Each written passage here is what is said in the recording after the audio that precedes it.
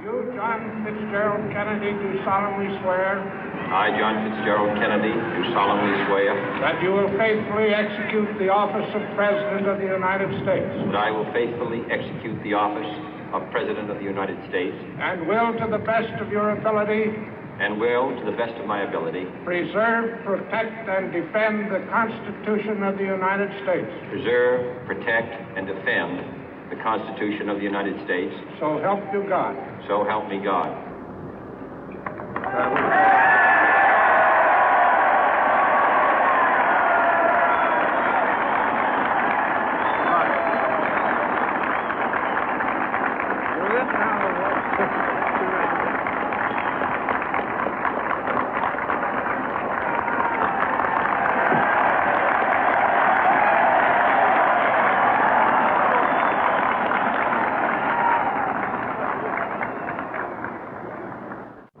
Vice President Johnson, Mr. Speaker, Mr. Chief Justice, President Eisenhower, Vice President Nixon, President Truman, Reverend clergy, fellow citizens.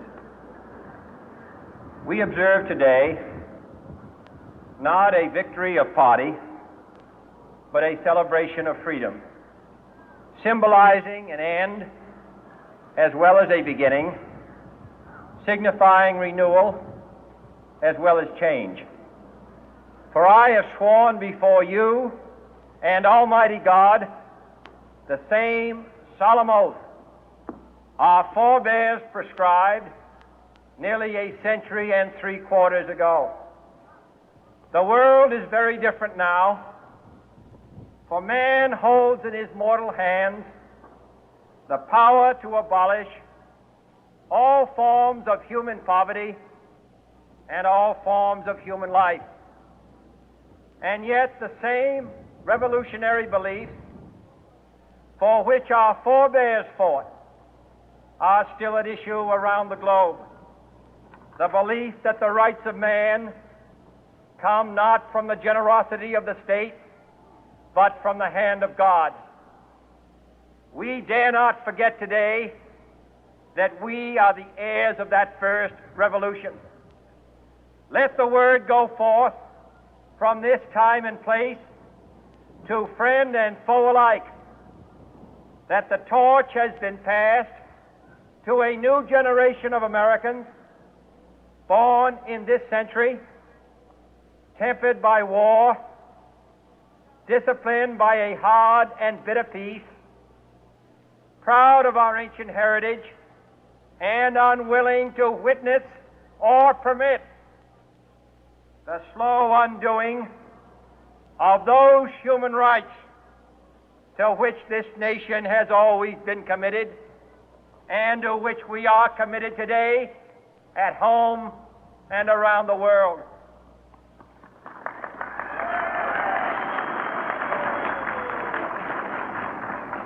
Let every nation know, whether it wishes us well or ill, that we shall pay any price, bear any burden, meet any hardship, support any friend, oppose any foe to assure the survival and the success of liberty.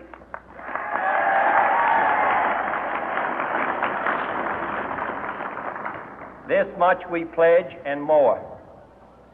To those old allies whose cultural and spiritual origins we share, we pledge the loyalty of faithful friends. United, there is little we cannot do in a host of cooperative ventures. Divided, there is little we can do, for we dare not meet a powerful challenge at odds and split asunder. To those new states whom we welcome to the ranks of the free, we pledge our word that one form of colonial control shall not have passed away, merely to be replaced by a far more iron tyranny. We shall not always expect to find them supporting our view, but we shall always hope to find them strongly supporting their own freedom, and to remember that in the past, those who foolishly sought power by riding the back of the tiger ended up inside.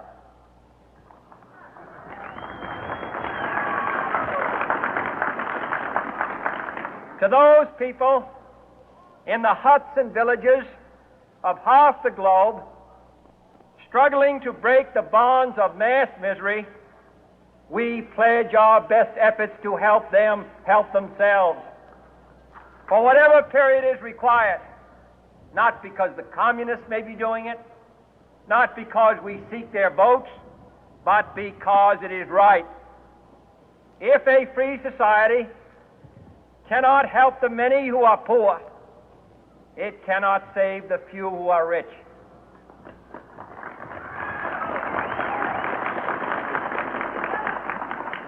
To our sister republics south of our border, we offer a special pledge to convert our good words into good deeds, in a new alliance for progress, to assist free men and free governments in casting off the chains of poverty. But this peaceful revolution of hope cannot become the prey of hostile powers. Let all our neighbors know that we shall join with them to oppose aggression or subversion anywhere in the Americas. And let every other power know that this hemisphere intends to remain the master of its own house.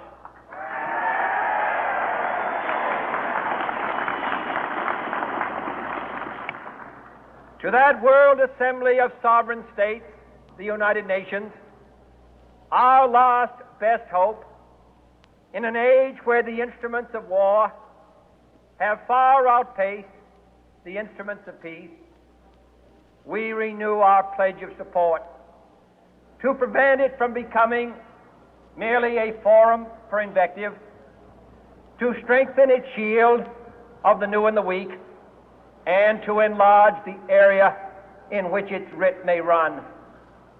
Finally, to those nations who would make themselves our adversary, we offer not a pledge, but a request that both sides begin anew the quest for peace.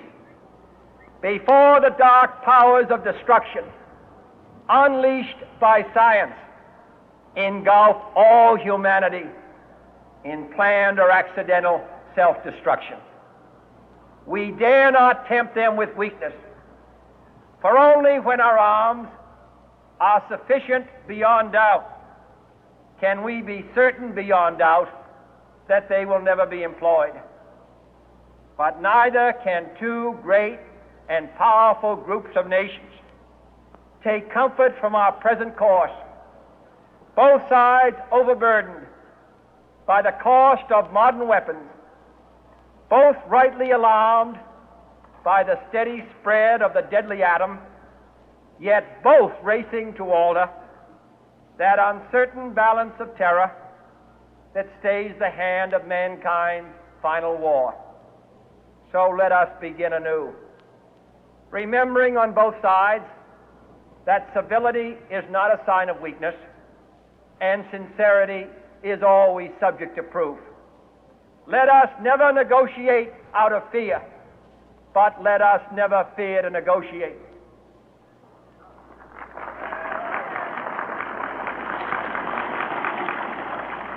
Let both sides explore what problems unite us, instead of belaboring those problems which divide us. Let both sides, for the first time, formulate serious and precise proposals for the inspection and control of arms, and bring the absolute power to destroy other nations under the absolute control of all nations.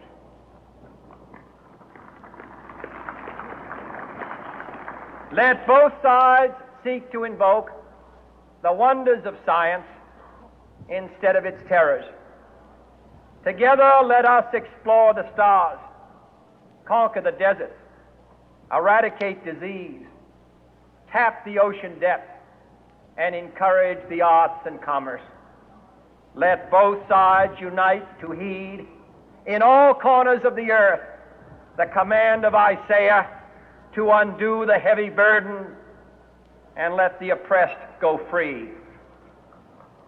And if a beachhead of cooperation may push back the jungle of suspicion, let both sides join in creating a new endeavor, not a new balance of power, but a new world of law, where the strong are just and the weak secure and the peace preserved. All this will not be finished in the first 100 days, nor will it be finished in the first 1,000 days, nor in the life of this administration, nor even perhaps in our lifetime on this planet. But let us begin.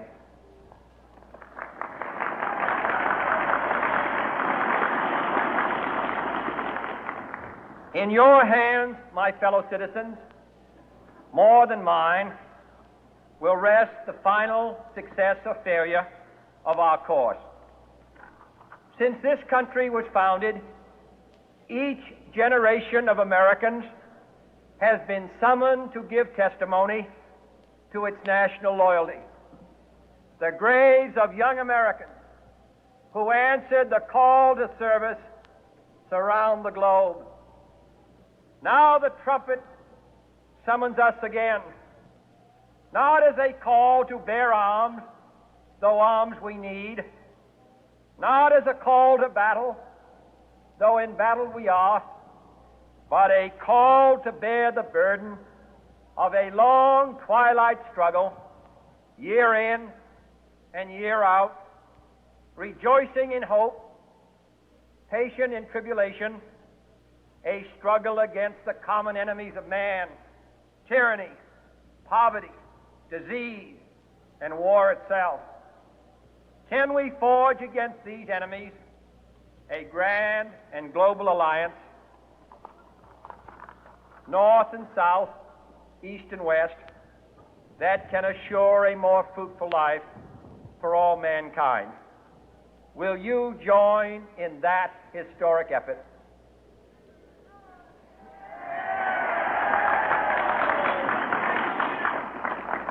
In the long history of the world, only a few generations have been granted the role of defending freedom in its hour of maximum danger. I do not shrink from this responsibility. I welcome it.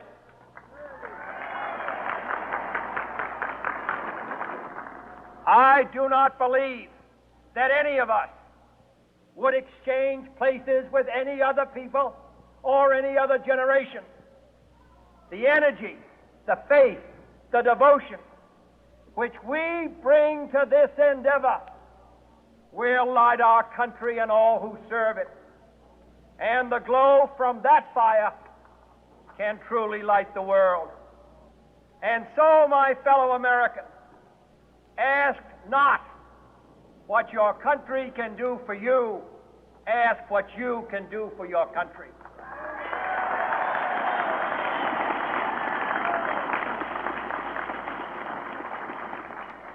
My fellow citizens of the world, ask not what America will do for you, but what together we can do for the freedom of man.